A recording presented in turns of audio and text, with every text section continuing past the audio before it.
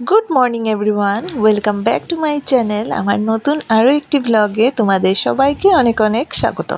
আশা করছি সবাই খুব ভালো আছো, আমিও খুব খুব ভালো আছি।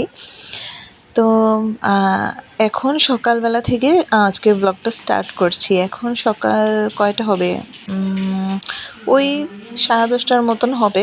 খুব সকালবেলা না, সকালবেলা আসলে বাপের বাড়ি আসলে বুঝোই তো একটু বেলা হয়েই যায়, একটু আরামে সময়টা কাটে।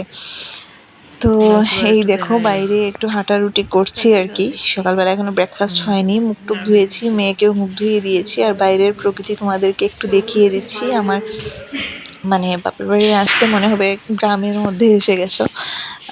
অনেকটা মানে গ্রামের মতোই, চারিদিকে শুধু সবুজ আর সবুজ। আমার তো খুবই ভালো লাগে। আর এই যে দেখো মুখটুক এখনও ফুলা, ঘুম থেকে উঠেছি সবে মাত্র, মুখটুক ধুয়ে নিয়েছি, জাস্ট চিয়া সিড জলটা খেয়েছি, কিছু খাইনি। আর ব্রেকফাস্ট করব, স্নান করে একেবারে ভাবছি ব্রেকফাস্ট করব। এদিকে দেখো গরম জল বসিয়েছি, আর এটা আমার মেয়ের জন্য খাবার। আর এখন তো অনেকটা ঠান্ডা ঠান্ডা ওয়েদারটা, খুব বেশি ঠান্ডা, তাই গরম জল লাগেই। আমার মেয়ে ভয়েস ওভার দিচ্ছি আর ও চলে আসছে, তো ওটা একটু ইগনোর করো ওর কথাগুলো। তো মা এই দেখো কাঁকরোলের পুর বানাবে দুপুরে লাঞ্চের জন্য। আর তো চল লাঞ্চে ব্রেকফাস্টে কি হয়েছে সেটা তো তোমাদের দেখিয়ে দিয়েছি। আর ওর জন্য থালা নিয়ে নিলাম, ছোট্ট থালা, এটাতে ও খায়। আর ব্রেকফাস্টে হচ্ছে রুটি, রুটি করেছে মা, আর কাঁকরোলের ভাজি পেঁয়াজ লঙ্কা দিয়ে। তো আমার মেয়ের জন্য খাবারটা বেড়ে নেই, তারপরে আসছি চলো। তো এই দেখো এখন অনেকটা সময় পরে আসলাম, এখন 1-1:30টার মতন বাজে। 1-1:30 না, সরি, ওই 12টার মতন বাজে। একটু লেট হয়ে গেছে খেতে খেতে। স্নান করে আসলাম, ভাবলাম একেবারে স্নান করে ফ্রেশ হয়ে নেই, তারপরে খাবো। এমনিতে আমি সকালবেলা তেমন একটা খিদে পায় না, সাত সকালে উঠেই যে গাদা গাদা খেতে হবে এরম কিছু নেই আমার। আমি একটু লেট করেই খাই, আমার খিদেটা কম পায় সকালবেলা। একটু চিয়া সিড খেয়ে নিলেই পেটটা অনেকক্ষণ ভরা থাকে।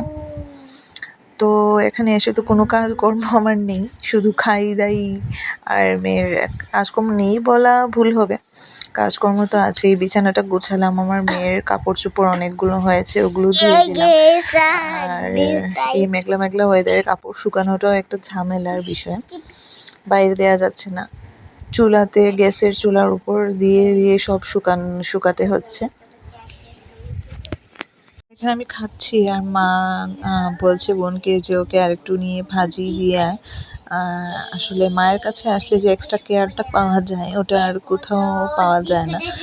তো এই যে দেখো আমার মেয়েও আসছে রুটি খেতে, ও শুধু শুধু রুটি খাবে, ঝালটাও খায় না, ভাজি তো অনেক ঝাল হয়েছে।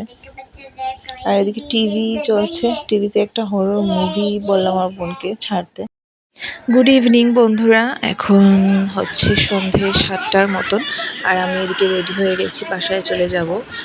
আর সব সময় আমার বাপের বাড়ি আসলে আমার এই সময়টায় যখন আমি ফিরে যাই তখন মনটা খুব খারাপ হয়ে যায়। জানি না তোমাদের কারো এরম হয় কি না, আমার তো ভীষণ মনটা খারাপ লাগছে। আবার একা হয়ে যাব আমি, যেহেতু আমি একাই থাকি এখানে। তেমন মানে এখানে যেরকম বোনকে পাই কথা বলার জন্য, মাকে পাই, ওখানে তো কেউ নেই, শুধু আমি আর আমার মেয়ে একা একা থাকি। আর আমার হাজব্যান্ড তো সারাদিন বাইরেই থাকে। তো যাই হোক, এখানে এই দেখো আমার ফুল লুকটা দেখিয়ে দিচ্ছি তোমাদের। এটা পরেই এসেছিলাম আমি, এটা পরে আবার চলে যাচ্ছি। আর এর সাথে এই যে দেখো এখন 8টার মতন বাজে হচ্ছে 8টা, আর আমরা এখন চলে যাব। সরি, আগে তোমাদের ভুল বলেছিলাম, 7টা বলেছিলাম। আসলে রেডি হতে হতেই বেজে গেছে অনেকটা সময়, কারণ আমি রেডি আমার মেয়েকে রেডি করানো, তারপর কাপড় চোপড় গুছানো, নেই করে অনেকটা ব্যাগ হয়ে গেছে।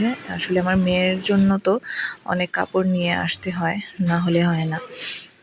দেখবে বাচ্চাদের কাপড় অনেকগুলো লাগে। তো যাই হোক, এখানে বেরিয়ে পড়েছি দেখো, আর গাড়িতে করে।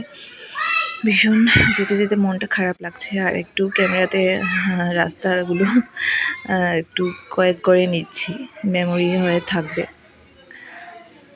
আর তো চলো দেখতে থাকো, আবার বাসায় গিয়ে তোমাদের সাথে কথা হচ্ছে।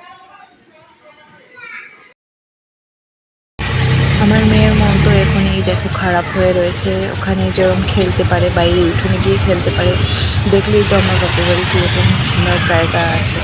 আমাদের তো আমরা ফ্ল্যাটে থাকি, তো এরকম জায়গা টায়গা নেই। তো এই যে দেখো কথা বলতে বলতে চলে এসেছি আমাদের বাসায়, দেখে বুঝতেই পারছো, ব্যাকগ্রাউন্ড দেখে বাসায় চলে এসেছি। তো আমার মেয়ের মনটা ভীষণ খারাপ।